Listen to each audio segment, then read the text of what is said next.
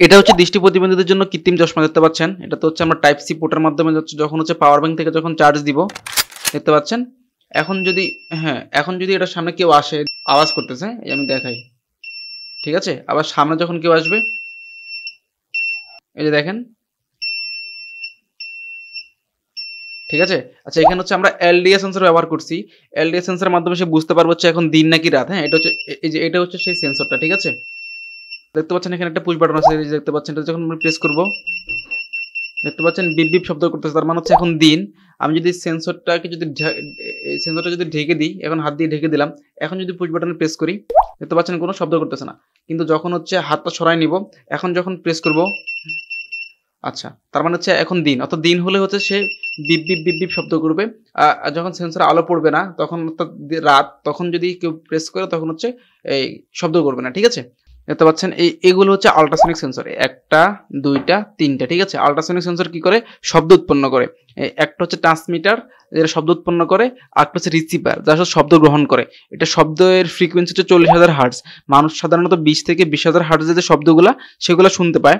কিন্তু এটা থেকে যে শব্দ উৎপন্ন হয়, যে এটা থেকে যে শব্দ উৎপন্ন হয়, সেটা হচ্ছে প্রায় 40,000 হার্টজ, যা হচ্ছে মানুষ শুনতে পায় না। তো কি হয়, এটা থেকে হচ্ছে শব্দটা বের হয়ে, সাপোজ একটা বস্তু আছে, এখান থেকে কি শব্দটা বের হয়ে এখানে হচ্ছে রিফ্লেক্ট হয়ে এখানে ফিরে আসে, ঠিক আছে।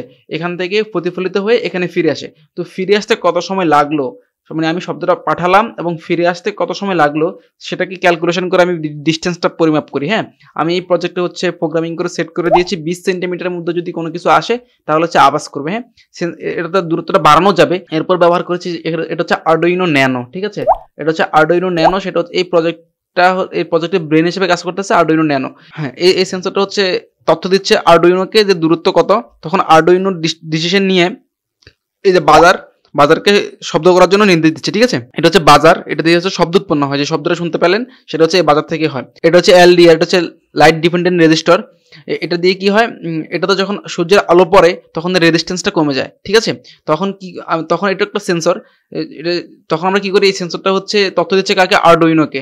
আরডুইনো তখন আবার শব্দ করতেছে কাকে দিয়ে? এই যে এই বাজারকে দিয়ে, ঠিক আছে। আশা করি বুঝতে পেরেছেন। আর এটা হচ্ছে পুশ বাটন, ঠিক আছে। আর এই পুরো প্রজেক্টটাতে হচ্ছে পাওয়ার দেওয়ার জন্য হচ্ছে এই যে চার্জিং মডিউলটা ব্যবহার করেছি।